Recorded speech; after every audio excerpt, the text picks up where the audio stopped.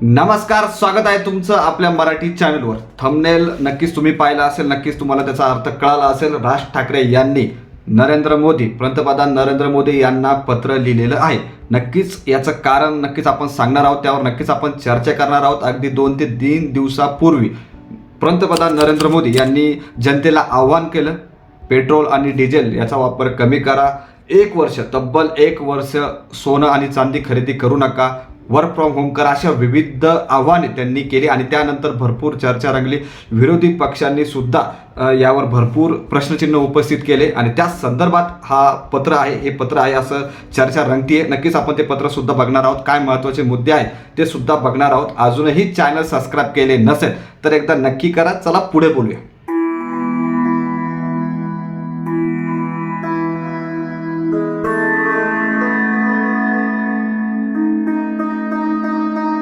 तर सर्वप्रथम तर अगदी जास्त वेळ न घेता पंतप्रधान नरेंद्र मोदी यांनी जनतेला काय आव्हान केले आहेत, काय महत्त्वाचे मुद्दे आहेत त्यावर एकदा नक्कीच नजर फिरूया। तर यामध्ये जर आपण बघितलं तर अत्यंत महत्त्वाचं म्हणजे पेट्रोल आणि डिझेलचा वापर जपून करा अशी अपील त्यांनी केलेली आहे। त्यानंतर जर बघायचं झालं तर पुढील 1 वर्ष ही अत्यंत महत्त्वाची होती। यानंतर भरपूर काही चर्चा रंगली की पुढील 1 वर्ष तुम्ही सोनं चांदी खरेदी करू नका, लग्नामध्ये सुद्धा सोनं तुम्ही खरेदी करू नका असं आव्हान नरेंद्र मोदी यांच्याकडून करण्यात आलं।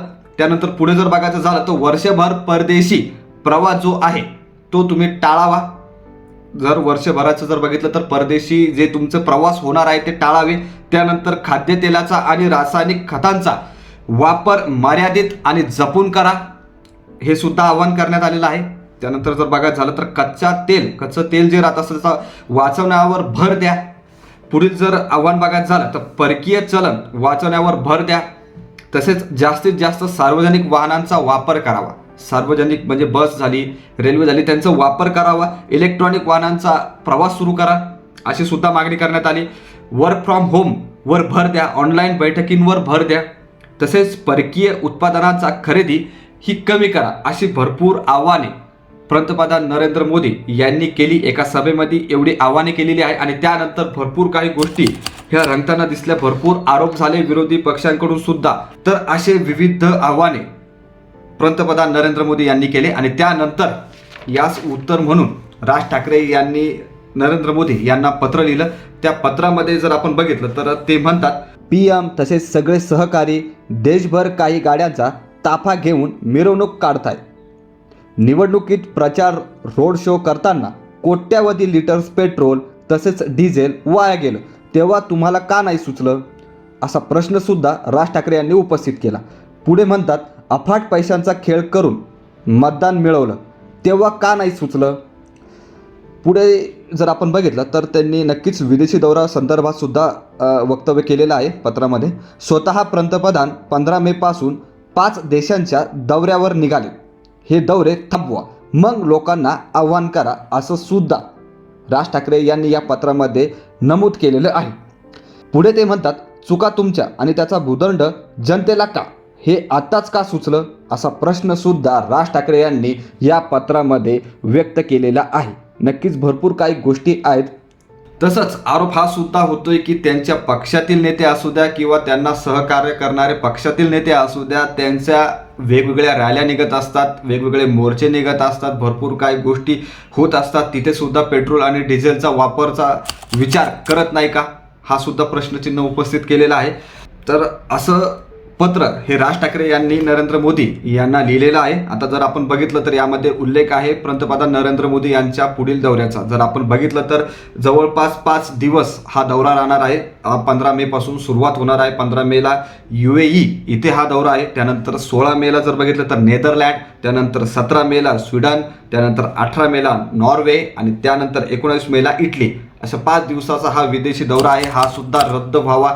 तसेच सरकारमधील विविध नेते मोर्चे काढतात, ते विविध रॅल्या होतात, तिथे सुद्धा पेट्रोल डिझेलचा भरपूर वापर होतो। एका नेत्यामागे 3-3, 4-4, 10-10 गाड्या असतात ते सुद्धा थांबावं अशी सुद्धा भरपूर चर्चा रंगताना दिसते. नक्कीच जनता प्रश्नचिन्ह उपस्थित करताना सुद्धा दिसतीये.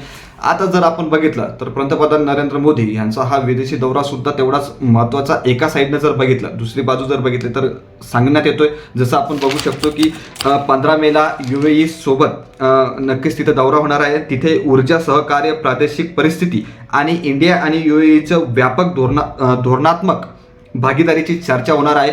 नक्कीच UAE भारताचा सर्वात मोठा व्यापारी भागीदार आहे. आणि त्यानंतर बघा झालं, पुढील दौरा बघत झाला तर 19 मेचा सुद्धा इटलीचा सुद्धा आहे.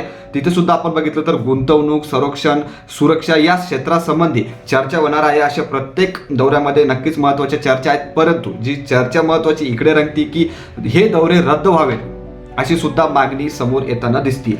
तर या संपूर्ण चर्चेसंदर्भात किंवा हे जे आव्हानं पंतप्रधान नरेंद्र मोदी यांनी केलेले आहेत, पेट्रोल डिझेलचा वापर कमी असू द्या, त्यामध्ये सोनं चांदी डायरेक्ट खरेदी करू नका असं आव्हान सुद्धा त्यांनी केलेलं आहे. जर बघितलं तर ही अत्यंत महत्त्वाची गोष्ट आहे, कारण सोनं चांदीच्या भारताच्या GDP मध्ये 7% हिस्सेदारी आहे. आणि आता 7% GDP एक वर्ष ठप्प कशी करणार हे अत्यंत महत्त्वाचं आहे आपण जर बघितलं तर. आणि ही अपील करण्यापूर्वीच म्हणजे एक दिवस आधीच हैदराबादला पंतप्रधान नरेंद्र मोदी यांची मोठी रॅली झाली. जवळपास 40-45 गाड्या त्या रॅलीमध्ये होत्या. भरपूर प्रश्नचिन्ह उपस्थित होताना दिसत आहे. भरपूर काही गोष्टी आहे. या संपूर्ण संदर्भात तुम्हाला काय वाटतं नक्की कमेंट करून सांगा. बाकी व्हिडिओ आणि माहिती आवडली असेल तर लाईक करा, शेअर करा आणि सबस्क्राईब करायला विसरू नका. धन्यवाद.